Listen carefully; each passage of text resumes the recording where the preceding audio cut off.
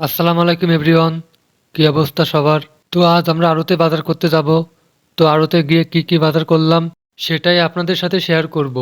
আড়ত শুরু হয় ভোর থেকে, এই জন্য আজ অনেক সকাল সকাল উঠতে হয়েছে।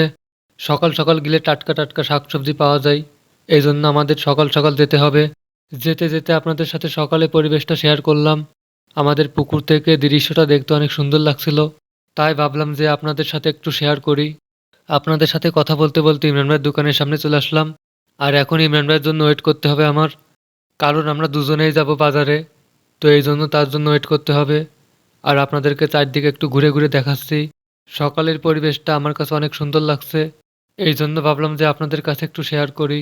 তো অনেকক্ষণ দাঁড়িয়ে থাকার পর ইমরান ভাইয়ের দেখা পেলাম। তো আমরা এখন বাজারের উদ্দেশ্যে রওনা দেব। আর আমাদের অনেক দেরি হয়ে গিয়েছে, তো চলেন বাজারে গিয়ে দেখা হচ্ছে।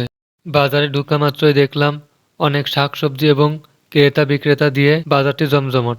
আর প্রথমে আমরা কাঁচকলা কিনবো। আর যেহেতু কাঁচকলা কিনবো সেহেতু দেখে নিতে হবে, যে জিনিসটা কিনতে হবে সেটি ভালো করে দেখে কিনতে হবে। আর এখানে প্রতি 4 পিস কলার দাম ছিল 25 টাকা, আর আমরা 75 টাকার কলা কিনছিলাম। তো কলা কেনা শেষে আমরা এখন ঝাল কিনতে যাব। তো আমাদের কলা কেনা শেষ, আমরা এখন ঝাল কিনতেছি। তো এখানে প্রতি কেজি ঝালের দাম 70 টাকা। তো আমরা প্রায় 2 কেজি ঝাল নিছিলাম। তো ঝাল কেনা শেষে আমরা আদা কিনতে আসছি। আর এটা হলো দেশি আদা। আর এই আদা প্রতি কেজি 120 টাকা করে নিছিল। তো আমরা 200 টাকার আদা কিনছিলাম। আর এখানে পেঁয়াজ কিনতে আইছিলাম।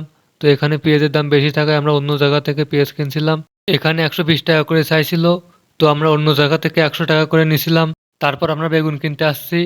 তো বেগুন কেনার আগে অনেক কিছু কিনছিলাম, কিন্তু সেগুলো ভিডিও করা সম্ভব হয়নি, কারণ অনেক লোক সংখ্যা ছিল এখানে। তো আমরা বাজার করা শেষে আমরা বাজারগুলো এক জায়গায় রেখে দিয়েছি। আমরা এখন যাচ্ছি নাস্তা করতে। তো নাস্তা করা শেষে বাজারগুলো নিয়ে বাসার উদ্দেশ্যে রওনা দিব। সো গাইজ, ভিডিওটি এই পর্যন্ত থেকেই রাখবো। ভিডিওটি কেমন হয়েছে সবাই কমেন্ট করে জানাবেন।